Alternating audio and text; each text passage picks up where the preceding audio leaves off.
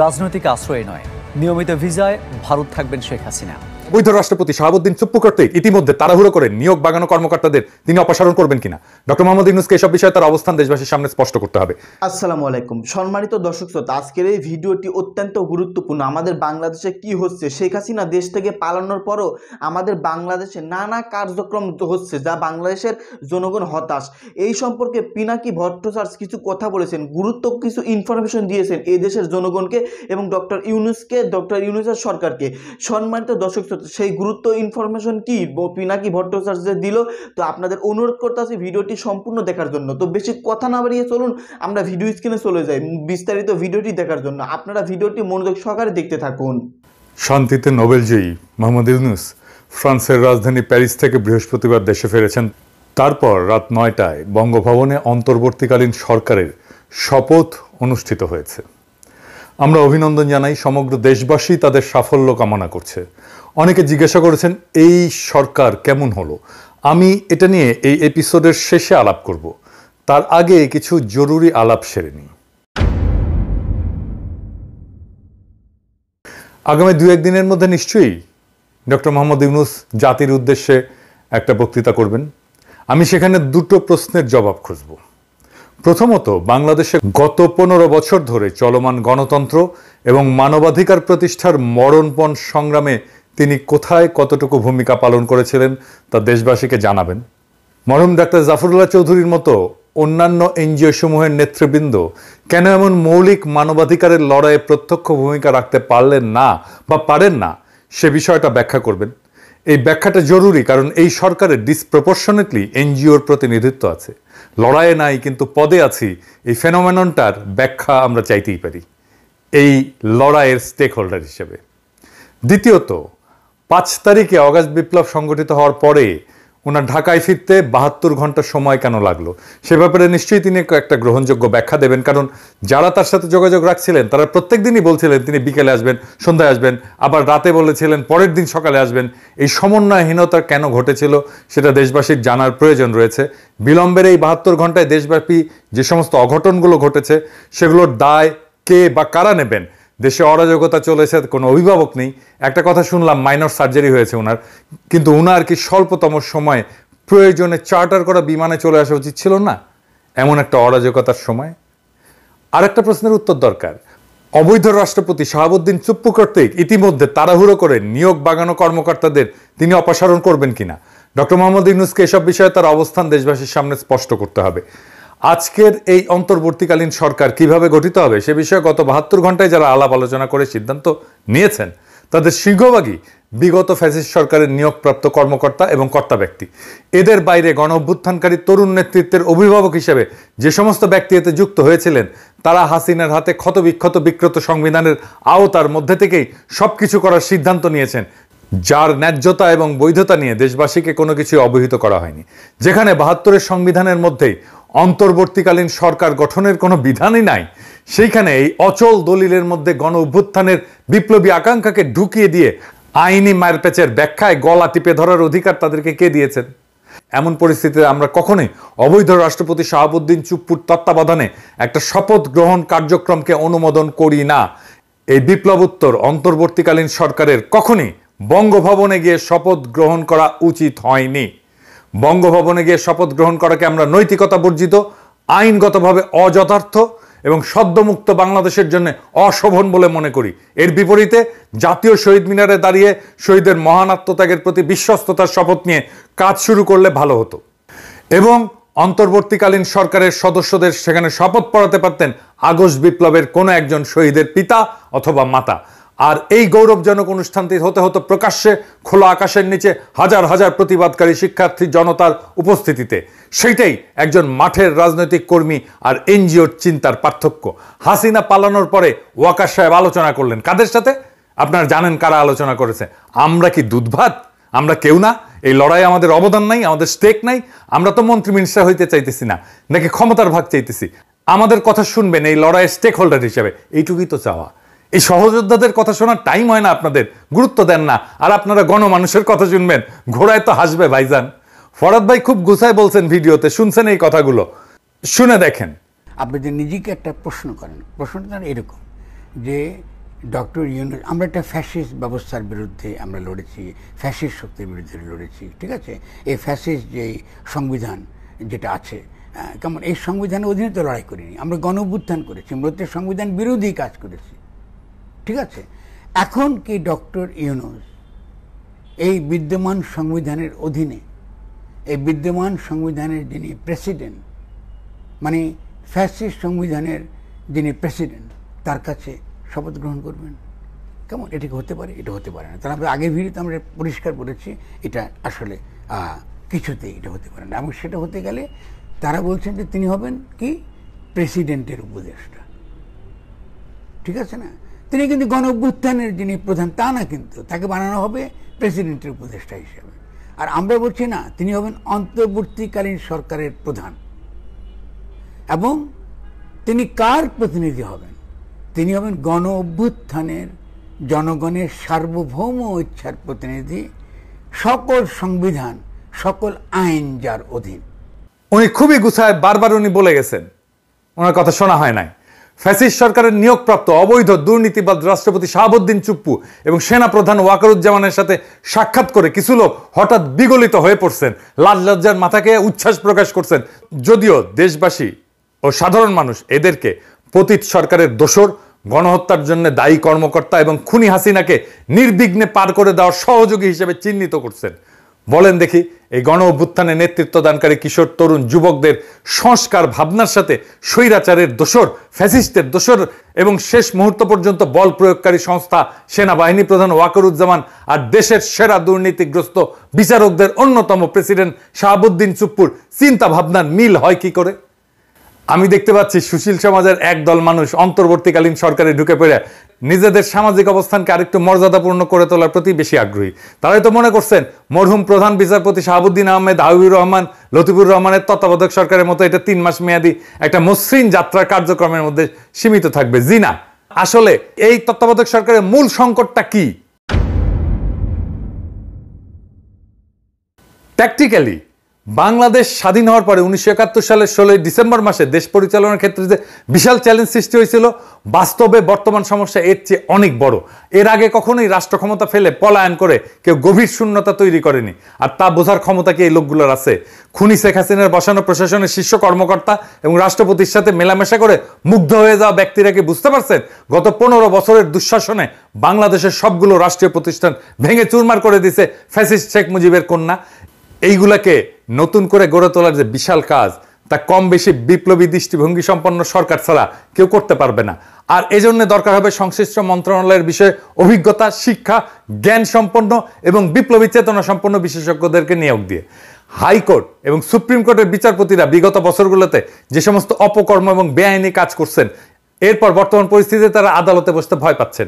জনপ্রশাসনের কর্তা ব্যক্তিরা দুর্নীতি এবং অনিয়মের পাহাড় মারায় অঢেল সম্পত্তি বানানোর পরে এখন তারাও অফিস বিমুখ হয়েছেন। আর বেনজির দুর্নীতিতে ডুবে থাকা শীর্ষ 500 অপরাধী পুলিশ কর্মকর্তা পালায় যাওয়ার পর তাদের সকল পর্যায়ের অফিসার্স খালি হয়ে গেছে।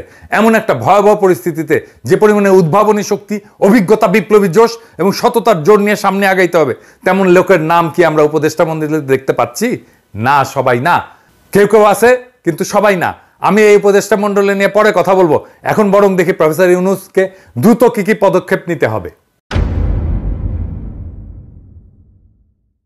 আমরা মনে করি ডক্টর মোহাম্মদ ইউনূসকে অতি দ্রুত 5টা পদক্ষেপ নিতে হবে। আগামীকালই একটা জাতীয় কমিশন ঘোষণা করে এই গণ অভ্যুত্থানের বিভিন্ন পর্যায়ে, মানে হাসিনা সরকার ক্ষমতা নেওয়ার পর হতাহত, গুমের শিকার, নির্যাতিত, ক্ষতিগ্রস্ত, মামলার শিকার, দেশ থেকে বাধ্য হওয়া সকল মানুষের একটা তালিকা প্রণয়ন সম্পন্ন করতে হবে।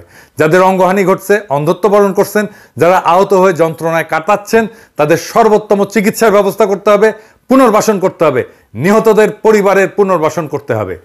মনে রাখতে হবে তিনি, মানে প্রফেসর ইউনূস, বর্তমান প্রশাসনের বিভিন্ন পর্যায় থেকে বাধার মুখে পড়বেন। সেই জন্য দ্রুত আইন শৃঙ্খলা পরিস্থিতির উন্নতি সাধনের জন্য আগামী 24 ঘন্টার মধ্যে তাকে সারা দেশের সকল পর্যায়ে বৈষম্য বিরোধী সংগ্রাম কমিটি গড়ে তোলার ডাক দিতে হবে। পুলিশ বিভাগের সকল সদস্যদেরকে তাদের কর্মস্থলে ফিরে আসার আহ্বান জানানোর পাশাপাশি স্থানীয় জনগণকে তাদের নিরাপত্তা বিধানের জন্য অনুরোধ করতে হবে। তারপর যৌথভাবে জনসম্পৃক্ত পুলিশ ব্যবস্থা গড়ে তোলার কঠিন কাজ শুরু করা যাবে। পুলিশকে আমূল সংস্কার করতে হবে, সংস্কার করতে হবে মিলিটারিকে, সংস্কার করতে হবে আমলাতন্ত্রকে, সংস্কার করতে হবে জুডিশিয়ারিকে। আগামীকাল থেকে সকল কলকারখানা চালু করে টানা 6 দিন উৎপাদন চালায় যেতে হবে। 6 মাসের জন্য সরকারি সাপ্তাহিক ছুটি 2 দিনের জায়গায় 1 দিনে নামায় আনতে হবে। শনিবার থেকে সকল শিক্ষা প্রতিষ্ঠান খুলে দিতে হবে এবং বিগত আন্দোলন সংগ্রামের কারণে পাঠ গ্রহণ এবং শিক্ষার যে ক্ষতি হয়েছে তা পূরণের জন্য প্রয়োজনীয় উদ্যোগ নিতে হবে। দরকার হলে এক্সট্রা ক্লাস করাইতে হবে। স্কুলের পাঠ্যক্রম নিয়ে অভিভাবকদের বড় ধরনের কনসার্ন আছে। এগুলোর অসঙ্গতি নিয়ে আমি ভিডিও করছি, 7 পর্বের করার কথা, আমি বাকিগুলো করব, 3টা বোধহয় করছি, কাজ আগায় দিছি। এইগুলা সংস্কার করতে হবে, বইগুলো সংস্কার করতে হবে। খাদ্য নিরাপত্তা নিশ্চিত করার জন্য কৃষিখাতকে সর্বোচ্চ গুরুত্ব দিয়ে সরকারকে অতি দ্রুত কাজে নামতে হবে। প্রয়োজনীয় ভর্তুকি নিশ্চিত করে সকল কৃষিপণ্য শস্য উৎপাদনের বাম্পার ফলন ঘটাতে হবে। মৎস্য সম্পদ, গবাদি পশুপালন এবং উৎপাদনে জোর দিয়ে দেশে প্রোটিন সংকট কাটায় তুলতে হবে। প্রোটিনের বিকল্প উৎস খুঁজে বের করতে হবে। গার্মেন্টস সহ সকল খাতের শ্রমিকদের ন্যায্য মজুরি নিশ্চিত করার জন্য শীঘ্রই একটা কমিশন গঠন করতে হবে। গার্মেন্টস শ্রমিকদের ন্যূনতম মজুরি তাদের দাবি মতো নিশ্চিত করতে হবে। পাশাপাশি প্রবাসী শ্রমিকদের সুযোগ সুবিধা স্বার্থ রক্ষার জন্য সরকারের কি করণীয় তা চিহ্নিত করে কার্যকর ব্যবস্থা গ্রহণের মাধ্যমে বৈদেশিক মুদ্রা অর্জনের পথ সুগম করতে হবে। আর আমরা রেমিটেন্স বয়কট করছিলাম হাসিনার শাসনে, আমরা এখন আবার রেমিটেন্স পাঠাবো, সারা দুনিয়া থেকে পাঠাবো। ব্যাংকিং চ্যানেলে রেমিটেন্স পাঠাবো, ব্যাংকিং চ্যানেলের বাইরে কোনো রেমিটেন্স যাবে না। সার্বজনীন স্বাস্থ্যসেবা নিশ্চিত করতে হবে। আয় অনুসারে স্বাস্থ্যসেবা একজন ব্যয় করবে। যার আয় যত কম তার স্বাস্থ্যসেবা ব্যয় তত কম হবে। যার আয় নাই তার ব্যয় হবে 0 টাকা, তার কোনো খরচা হবে না। বাংলাদেশের স্বাস্থ্যসেবার মান বাড়াতে হবে যেন কেউ ভারতে চিকিৎসার জন্য না যায়। বাংলাদেশের স্বাস্থ্যসেবার মান উন্নত হচ্ছে কিনা তার একটাই প্যারামিটার আমাদের কাছে। প্রত্যেক মাসে মাসে ভারতে চিকিৎসার জন্য কতজন যাচ্ছে সেটার হিসাব রাখতে হবে পুঙ্খানুপুঙ্খভাবে। এইটার সংখ্যা যদি কমে তাইলে আমরা বুঝবো বাংলাদেশের চিকিৎসা সেবার মান উন্নত হচ্ছে। বাংলাদেশে ওয়ার্ক পারমিট ছাড়া যে সমস্ত ভারতীয় কাজ করতেছে তাদের চিহ্নিত করে বিতাড়িত করতে হবে। এবার আসেন আমরা এই অন্তর্বর্তীকালীন সরকারটাকে নিয়ে একটু দেখি। অন্তর্বর্তীকালীন সরকারে যারা আছেন তারা কেউ কিছু মনে করবেন না। অনেকে মনে করেন আমি সবার পিছে লাগি, সবার পিছে আঙুল দিই। ভাই ওইটাই আমার কাজ। আঙুল দেওয়ার লোক আছে জন্য আপনারা সোজা থাকেন, না থাকলে তো সোজা থাকবেন না। আমার সাথে কারো কোনো কিন্তু ভাই আপনাদের ব্যক্তিগত কোনো ঝামেলা নাই, কোনো শত্রুতা নাই, হ্যাঁ, আর কোনো ঈর্ষাও নাই। প্রফেসর ইউনূস নিজে জানেন আমি কি করি, উনি জানেন। হ্যাঁ, ওনাকে জিজ্ঞেস করে নিয়েন আপনারা। হ্যাঁ, তাই ওনার কাছে শুনে নিয়েন যে আমার আদৌ আপনাদেরকে ঈর্ষা করার কোনো কারণ আছে কিনা, বুঝছেন? যাই হোক, জুলাই আগস্ট 2024 একটা বিপ্লব হয়েছে। বিপ্লবে বিজয়ীরা সরকার গঠন করছে। এই সরকারে যারা আছে তারা সবাই কি আন্দোলনের সাথে প্রত্যক্ষভাবে যুক্ত ছিল? এই আন্দোলনের স্পিরিটের সাথে অ্যালাইন্ড? এই যে দেখেন ব্রিগেডিয়ার এম সাখাওয়াত হোসেন মাত্র 11 দিন আগে কি বলছিল যে শেখ হাসিনাকে ভুল বোঝানো হয়েছে, সব খারাপ, উনি ভালো। শুনেন, উনার মুখেই শুনেন। আমার মনে হয় যে মাননীয় প্রধানমন্ত্রীকে সঠিক তথ্য কেউই দেয় না, এবং উনি ওনার আশেপাশে যারা আছেন, হয়তো আমি বললে ঠিক হবে না, আমার যা মনে হয় যে তারা কোনোভাবেই ওনাকে কোনো সঠিক তথ্য দিতে চান না। তো উনি আসছেন এই তত্ত্বাবধায়ক সরকারে, তো উনি কি হাসিনার কোনো দোষ দেখতে পারবেন? হাসিনার বিচার করতে পারবেন? তো হাসিনা যদি বিচার করতে পারবেন তখন তা বলতে পারলেন না কেন? আর তখন বলার যখন সাহস ছিল না, এখন আসছেন কেন? ওই তো বুঝ শুনছি উনারে নাকি আর্মি ঢুকাইছে, আর্মির কোটায় আসছেন উনি। আচ্ছা, এই যে দেখেন শারমিন মোর্শেদ খান, সারোয়ার মোর্শেদের মেয়ে, সে তো জয় বাংলার লোক, আওয়ামী অ্যাক্টিভিস্ট হিসেবে তার শুরু। মুক্তির গান দেখছেন না? এই যে এই মহিলা, উনি শারমিন মোর্শেদ। দেখেন ওই সময় স্মৃতিচারণ করতেছে জয় বাংলার গান দিয়া। গানটা শোনান, রিটেশ সাহেব না শোনান। বোমারু বিমান মেশিন গান তুচ্ছ করে কামান, কদম কদম এগিয়ে চলেছে গাহি বাংলার গান, জয় বাংলার গান। আর এই যে ডামি ইলেকশনের আগে সে কইতেছে যে আমাদের ইলেকশন কমিশনের আর সরকারের ঢালাও সমালোচনা করা উচিত না। ওনার নিজের মুখে শুনেন, শুনুন। দেখুন, আমার খারাপ লাগছে কোন জিনিসটা জানেন? ওরা যাই করছে সেটাকেই আমরা সমালোচনা করছি, এটাও কিন্তু একটু দুঃখজনক। ইসি যা করছে, হ্যাঁ, আচ্ছা, ইসি যা করছে, ইসি যা করছে বা সরকার যা করছে, আমরা প্রতিটা জিনিসই তো একটা সমালোচনার চোখ দিয়ে দেখছি, এবং সেটাও কিন্তু একদিক দিয়ে দুঃখজনক। আর এই যে বিধানচন্দ্র রায়, উনি ছাত্র ইউনিয়ন করতেন, আমাদের খুবই ঘনিষ্ঠ, আমাদের বড় ভাই, এখন আওয়ামী লীগ করেন, প্রগতি লেখক সংঘ করতেন, জাতীয় মনোরোগ ইনস্টিটিউটের পরিচালক ছিলেন। ওনারা তো এমনি এমনি হাসিনা পরিচালক বানায় নাই, তাই না?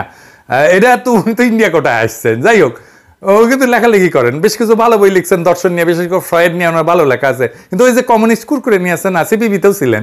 তাই একটা বইয়ের নাম হচ্ছে যে দান্দিক বস্তুবাদের আলোকে ফ্রয়েড, এরকম আর কি। হ্যাঁ, এক্স্যাক্টলি আমরা মনে নাই এইরকমই নাম হবে আর কি। পড়তে গেছিলাম, পড়তে পারিনি, ভালো লাগে নাই আর কি, কিছু হয় নাই। যাই হোক, উনি বিরঞ্জন রায় নামে লেখেন, ভালো মানুষ, কিন্তু উনি খুবই ভালো মানুষ, লেখাপড়া করা মানুষ, আমাকে অনেক স্নেহ করতেন, এখন করেন কিনা জানি না। খুবই সফট মানুষ, খুবই নরম মানুষ, খুবই নরম করে কথা বলেন, কিন্তু চেতনা শিবিরের লোক। এই তো 3 জন খাস চেতনা শিবিরের লোক দেখাই দিলাম, ঢুকাইলেন তো কোন যুক্তিতে? আবার দেখেন আসিফ নজরুল ভাই, রেজওয়ানা হাসান, আসিফ নজরুল ভাই আমার কিন্তু ঝাড়ছে, আমি রেজওয়ানা হাসানের কবে নাকি ঝাড়ছিলাম, যাই হোক মাইন্ড করেন না। আবার শুভ্র ভাই, হাসান আরিফ, 4 জনই তো আইনজীবী, 16 জনের মধ্যে 4 জন হচ্ছেন আইনজীবী, 25%, ডিসপ্রপোর্শনেটলি হাই। ডাইভার্সিটি আছে, কোনো ডাইভার্সিটি নাই, তো এটা কি হয়েছে? প্রফেসর ইউনূস তো ডাইভার্সিটির লোক, আর এইখানে কোনো ডাইভার্সিটি নাই। উনার মন্ত্রিসভায়, উনার উপদেষ্টা মন্ডলীতে ডাইভার্সিটি নাই, 4 জন আইনজীবী। তো ওনাদের প্রফেশনাল এক্সপার্টাইজ কিভাবে কাজে লাগবে? 4 জন আইনজীবীকে নিয়ে কি করবেন? 4 জন যদি 4 প্রফেশনাল এক্সপার্টাইজার হইতো, তাহলে ডাইভার্সিটি থাকতো না, এটা সমৃদ্ধ হইতো না উপদেষ্টা পরিষদ। এটা বড় উইকনেস কিন্তু এই উপদেষ্টা পরিষদে। যাই হোক, আসিফ নজরুল ভাই বলছিলেন যে আপনারা খুশি হবেন এই সরকার দেখে। ভাই, এইটা কি এটা সিনেমা আছে? নায়ক নায়িকারা দেখে পাবলিকের অর্গাজম হবে? এটা হাইলি পলিটিক্যাল একটা ফরমেশন, অনেক ত্যাগ এবং রক্তের বিনিময়ে পাওয়া একটা রাজনৈতিক পরিবর্তনের স্পিরিটেড ফিজিক্যাল এমবডিমেন্ট। সেটা কি হয়েছে? আমি উত্তর দিব না, আমি এখানে জাজমেন্ট করব না। আপনি আপনাদের এই যে নিউজগুলোর নিচে যেগুলো আসে পত্রিকায়, তার কমেন্ট বক্সগুলো পড়েন, তাহলে বুঝবেন কতটুকু পূরণ হয়েছে এই উপদেষ্টা পরিষদে। অনেকের রিজার্ভেশন আছে ছাত্রদের উপদেষ্টা পরিষদে নেওয়ার ক্ষেত্রে। আমি মনে করি যে এইটা একটা পজিটিভ কাজ হয়েছে এবং এটা একটা ইন্টারেস্টিং এক্সারসাইজ হয়েছে, এটার জন্য আমি অভিনন্দন জানাই। এই এক্সপেরিমেন্ট যদি সফল হয়, তাহলে বাংলাদেশের রাজনীতির চেহারা কিন্তু পাল্টে যাবে। এই এক্সারসাইজটা খুব ভালো হয়েছে। এক্সপেরিমেন্টটা সফল হলে তরুণদের ব্যাপকভাবে রাজনীতিতে আকৃষ্ট করা যাবে এবং আমি মনে করি এই এক্সপেরিমেন্ট সফল হবে। এরপরেও সব সীমাবদ্ধতা সত্ত্বেও আমাদের পূর্ণ সমর্থন আর সহযোগিতা থাকবে। এইটা মনে করেন না যে আমরা ব্যাশিং করবো, আন্দাজে আন্দাজে আমরা আপনাদের সমালোচনা করবো, তা না। আমরা কনস্ট্রাকটিভ ক্রিটিসিজম করবো, অব্যাহত থাকবে। আপনাদের বিরোধী দল থাকার দরকার আছে না, আমাদেরকে ধরে নেন না বিরোধী দল, দেখবেন মাঝে মাঝে কি কি কি কইতেছি আপনাদের নিয়ে। লক্ষ্য একটাই, বাংলাদেশের নাগরিকদের যে অধিকার কেড়ে নেওয়া হয়েছিল, সেই অধিকার আবার তাদের হাতে ফিরে দেওয়ার, সেইটা আমরা একসাথেই দেব। আপনারা সরকারে থেকে দেবেন, আমরা সরকারের বাইরে থেকে দেব। আমরা আপনাদের সমালোচনা করব, আপনারা যেন সঠিক রাস্তায় থাকেন, আপনারা যেন দানব হইয়া না ওঠেন, আপনারা যেন নিজেদেরকে মেলা কিছু বহুত কিছু তালেবর সবারতে বেশি বোঝেন, এটা যেন না মনে করেন। যাই হোক, আপনাদের শুভকামনা করি, আপনাদের বিজয় কামনা করি এবং আপনাদের নেতৃত্বেই আমরা আছি। ইনকিলাব জিন্দাবাদ। সম্মানিত দর্শক শ্রোতা, আপনারা বিস্তারিত ভিডিওতে দেখতে পারলেন পিনাকি ভট্টাচার্য তিনি কি বলতেছেন এই দেশের জনগণকে উদ্দেশ্য নিয়ে এবং অন্তর্বর্তীকালীন আমাদের বাংলাদেশের ডক্টর ইউনূস সরকারকে নিয়ে। সম্মানিত দর্শক শ্রোতা, শেখ হাসিনা দেশ থেকে পালিয়েছে, বাংলাদেশ স্বাধীন হয়েছে, তারপরেও কিন্তু বাংলাদেশে কিছু পরিবেশের লোক আছে এখনো বাংলাদেশের নানা কার্যক্রম চালিয়ে যাচ্ছে, বাংলাদেশটাকে অশান্ত করার চেষ্টা করতেছে। এই বিষয় নিয়ে পিনাকি ভট্টাচার্য গুরুত্বপূর্ণ বার্তা দিয়েছেন এই দেশের জনগণকে এবং এই দেশের বড় বড় জ্ঞানীবাণী লোককে। যাই হোক, এই সম্পর্কে আপনাদের কোনো মতামত থেকে থাকলে বিস্তারিত ভিডিওর কমেন্ট বক্সে অবশ্যই জানিয়ে দিবেন। ধন্যবাদ সকলকে।